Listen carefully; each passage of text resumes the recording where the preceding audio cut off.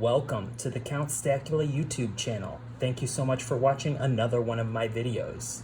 Today, we are going to talk about the Queen's Beasts series of coins, as well as the Tudor Beasts series. We're also going to do a little unboxing. That's what prompted this video. And since we're doing an unboxing, we're going to show a little bit of how I care for my coins. So, let's get into it. So, let's begin with the beginning, the Queen's Beasts series. Okay, so this initially was a 10 coin series that started in 2016. And let's just spill them all out. Spill the beans, right? So I can find the first in the series, which is the Lion, right? So 2016, they came out with the Lion Queen's Beast. It was a hit, as you can see. Beautiful design and nice and chunky, thick coin. What's not to love? Beautiful.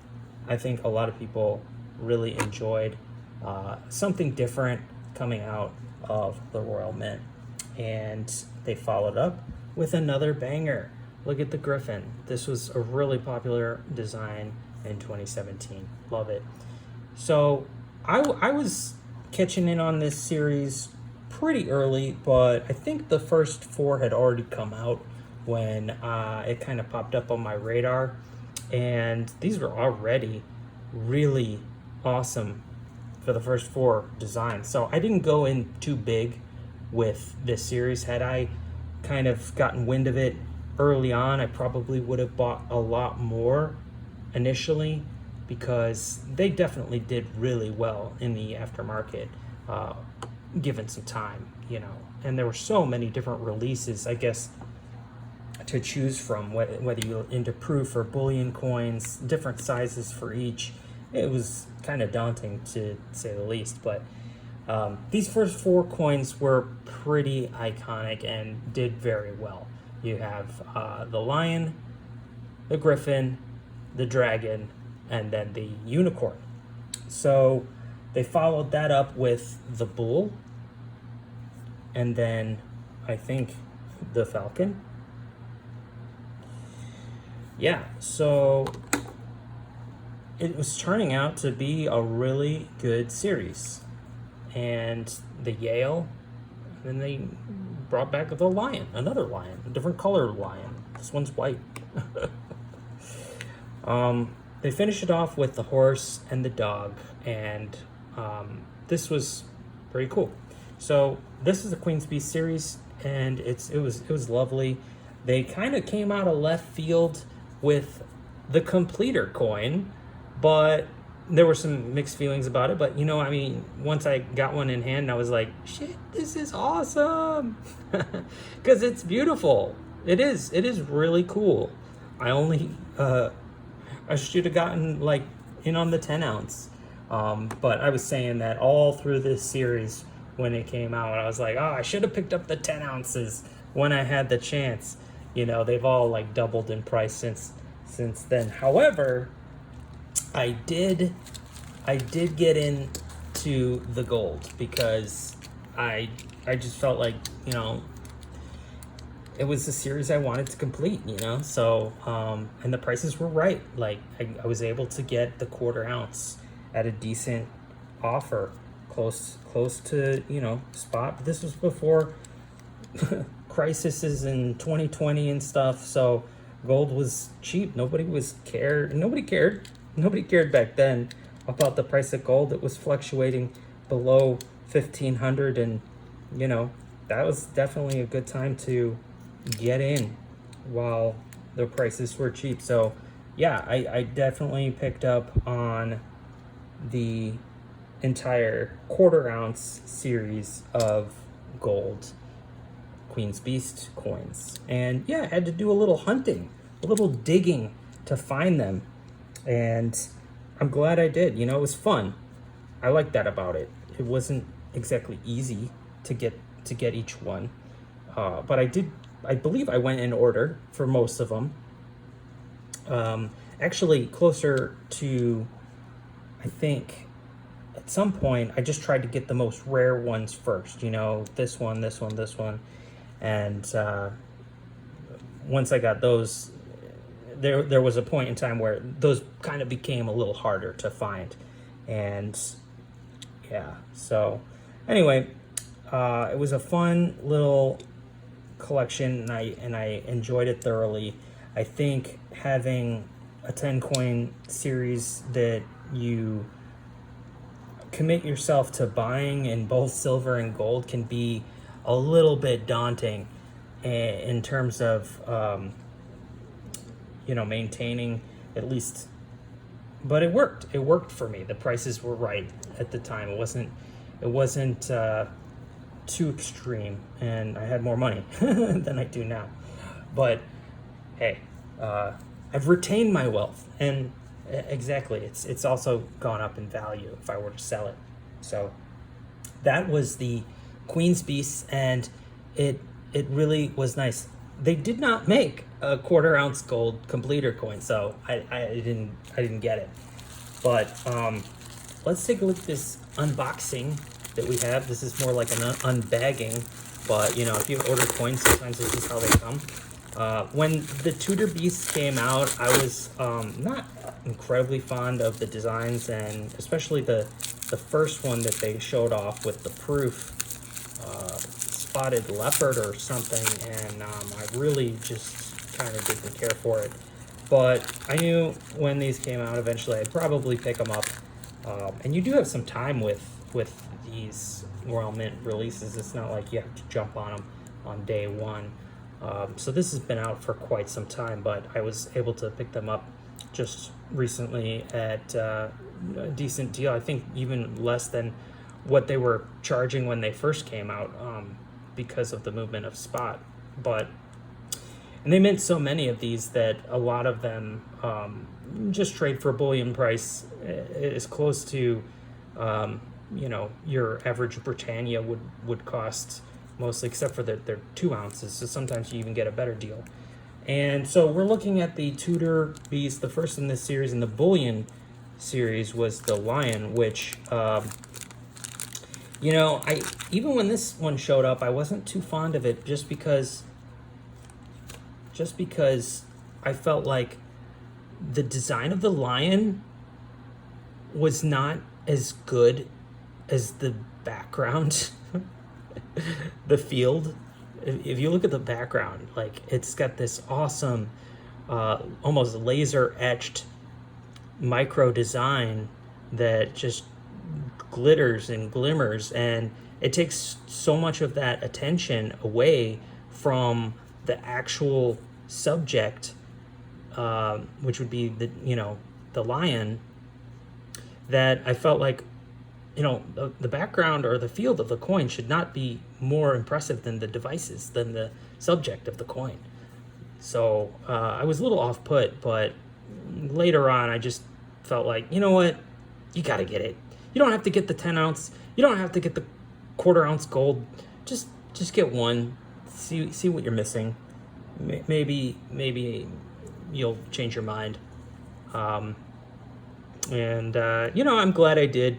These are notorious for having some little coin chatter issues, but I always pretend that they're beautiful, perfect coins, and thus I'm going to show you my normal ritual for when I get a coin, and it's got to go right in the capsule, right?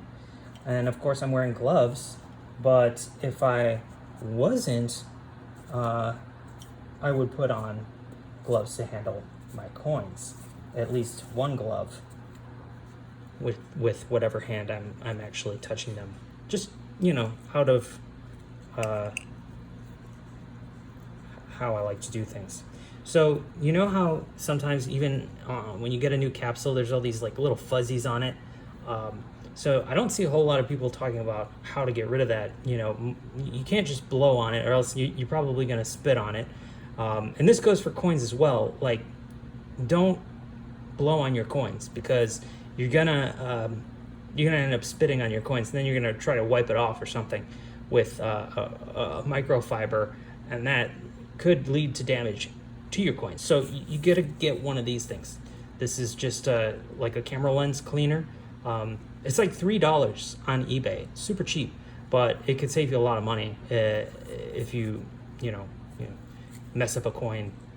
You'll wish you had one of these. So you just kind of pump the air and clean the capsule and get all the dust off. And now it's clean, right? And then this is a 2-ounce high relief capsule, so it's actually bigger. Before I do that, I clean the coin too, because it's probably got some little dust bunnies and fuzzies all over it as well.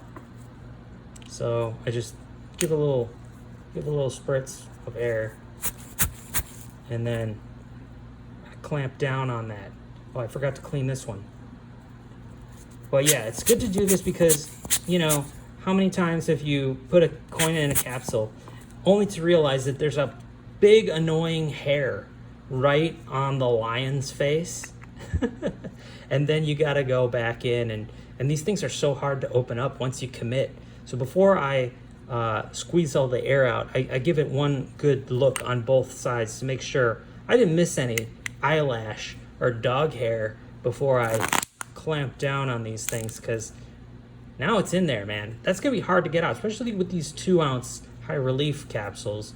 Like, you don't want to be fighting to get that thing out. Forget it. No, man. Once it's in the vault. So there you go. That's how you do it. Now we're gonna do that with the next one here as well. Let's take a look at the Yale. They changed up the order. So they kept the lion with the first one, and then they moved to the Yale instead of the Griffin. But again, you've got a really interesting background and kind of a funky looking animal, right? With spots. And that's what was like a little off-putting for me, to have, to get too deep into this release. I don't know. I like the first one. So Queen Beast was, arguably one of the best of the Royal Mint's modern releases. And, to follow it up, I kind of feel like they're a little bit milking the success of the previous one, but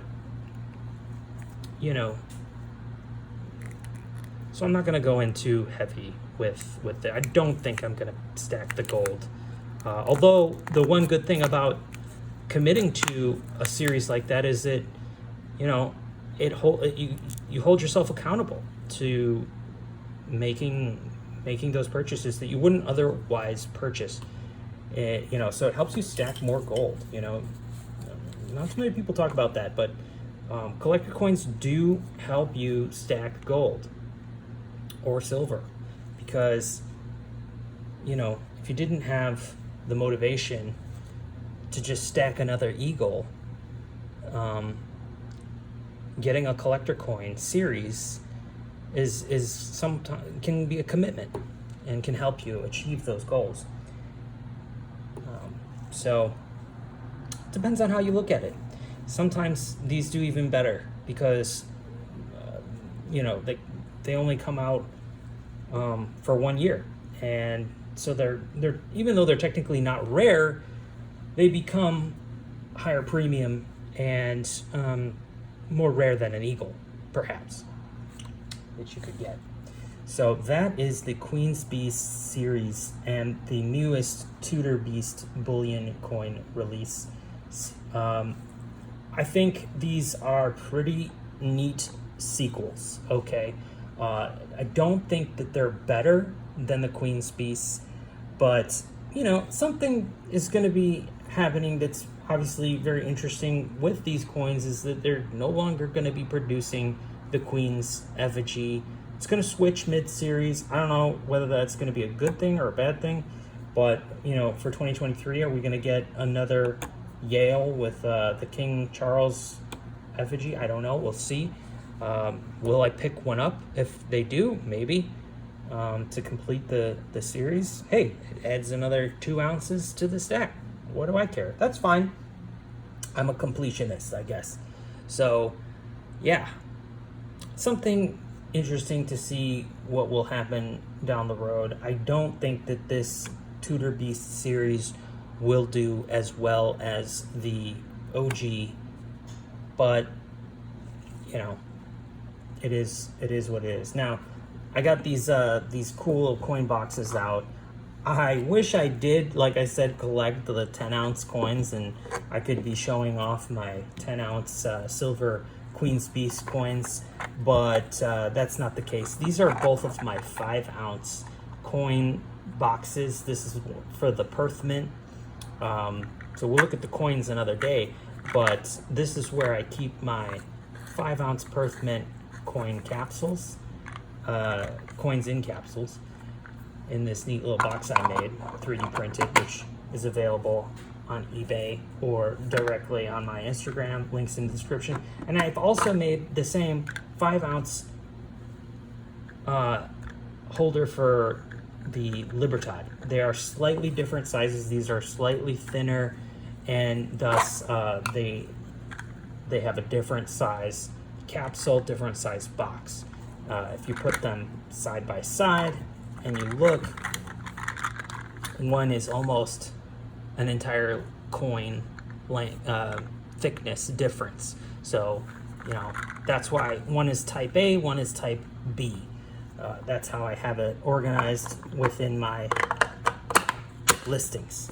But yeah, these are available on eBay or directly through Instagram, my Count Stacula Instagram.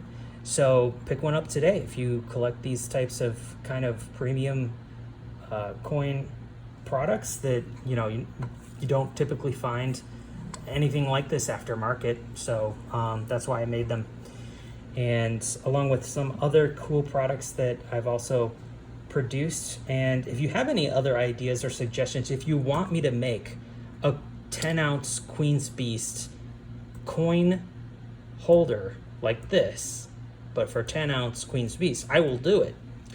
And I just need the measurements of those coin capsules. I don't have any, so send me a text message if you're interested in that, and we'll get it done. So thank you so much for watching. Please comment. I'd love to hear your thoughts, and subscribe. Let's get this channel to at least 100 subscribers. Hell, let's go to 1,000, whatever. That would be nice. So tell your friends, and tune in next time for more videos like this. And hit that like, hit that dislike if you don't like what you see. Thank you so much for watching. Peace.